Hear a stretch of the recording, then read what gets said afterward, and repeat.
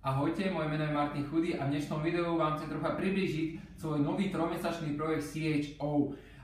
Určite už viete, že môj projekt je teda spustený, už týždeň beží.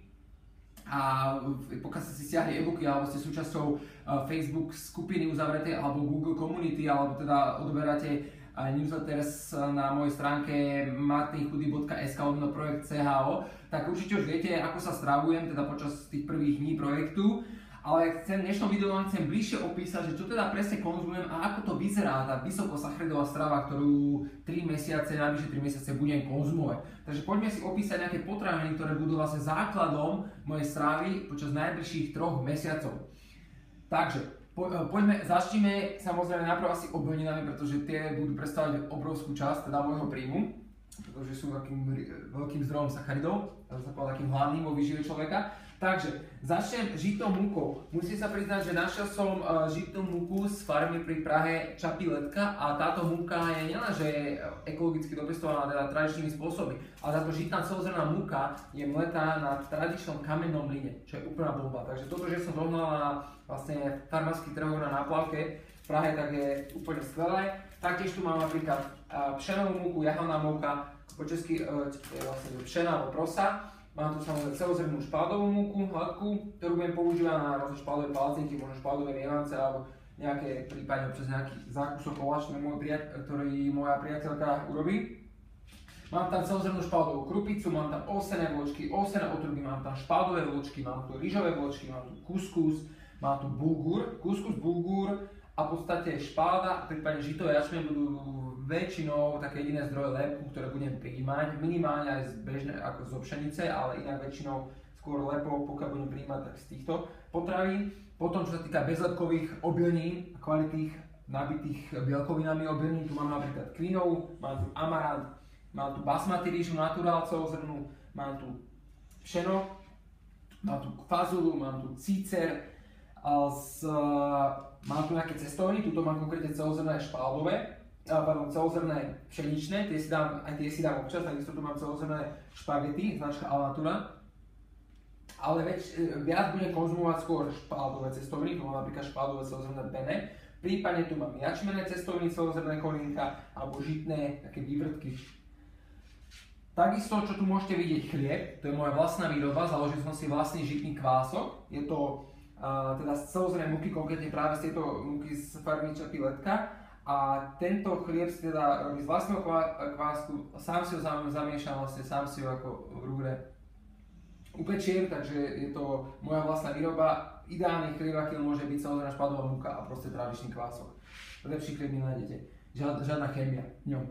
A ďalej, čo tu máme, nejaké sladidlá, samozrejme, čo budem používať, mám tu javorový sirup, mám tu domáci med, mám tu samozrejme skorenín, kurkuma, škorica, mám tu samozrejme nejaké ovocie, budem sa snažiť samozrejme sezónne ovocie, takže tu vidíte, ak ich hrozno úplne pre nás nie je až tak, dajme tomu, sezón, ale aj hrozno, samozrejme u nás sa pestuje, ale mám tu hruška, jablko, mám tu broskyňu, samozrejme aj iné ovocie zahrania, mám tu sušené ovocie, mám tu sušené ďatle, mám tu slivky sušené, goji berry a margule sušené.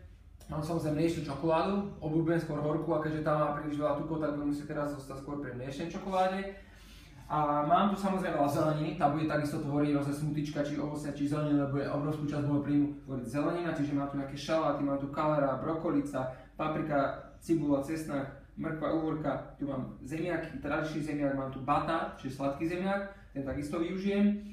Samozrejme budú tam aj nejaké tuky, budú tam aj bielkoviny, ale samozrejme nebudem môcť jesť toľko tukov, koľko som jedol predtým, keď som bol minulý rok, v roku 2014 na ketogénskej strave, kde tuky predstavovajú približne 80% môjho príjmu, 70 až 80. Ale samozrejme bude tu nejaké farmárske mlieko, ideálne surové, mám tu nejaký farmársky sír, jogurt biely, mám tu kokosový olej, mám tu slnečnicové semiečka, ranové semiečka, chia semiečka, mám tu strúhaný kokos. Mám tu tvarok, preferujem tučný tvarok, ale kvôli veľkému obsahu tukov budem teraz skôr sa zameriavať na jemný tvarok, ktorý má menej tuku. Mám tu vlaské orechy, samozrejme budem využívať aj iné orechy. Mám tu napríklad sardinky, mäso tu konkrétne teraz nemám, ale aj to využijem. Mám tu vajíčka, mám tu maslo, využijem občas aj bravčovú. A tuto vzadu mám vlastne domáci z Grécka olivový olej, preto mám v takomto pohári, pretože mám 17 litrovej bandaske. Tak si musím odlievať, skladujem to samozrejme v tme a v chlade. Takže toto je nejaký základ potravín, ktoré budem konzumovať. Tuto ešte napríklad bezlepkové špagety, aj tie mám pre istotu bezlepkové, kukurično-rýžové, aj keď znie z celozrnných múk. A táto strava teda veľa obilnín, veľa strukovín, veľa zeleniny, veľa ovocia, nejaké živočíšne potraviny, tak táto strava bude predstavovať základ, hlavne teda tie obilniny, strukoviny, ovoce, zelenina na najbližšie 3 mesiace.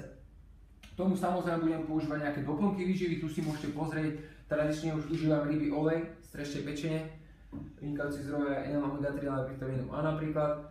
Tu mám nejaký Gainer, ktorý normálne neodporúčam až tak a nepoužívam, ale všeobecne sa odporúča, je to zdroj sacharidov, bohatý zdroj sacharidov, takže budem využívať tuto nejaký Gainer, energetický gel občas, v prípade potreby aminokyseliny a wellness proteíny ako zdroj proteínu, hlavne po silovom tréningu.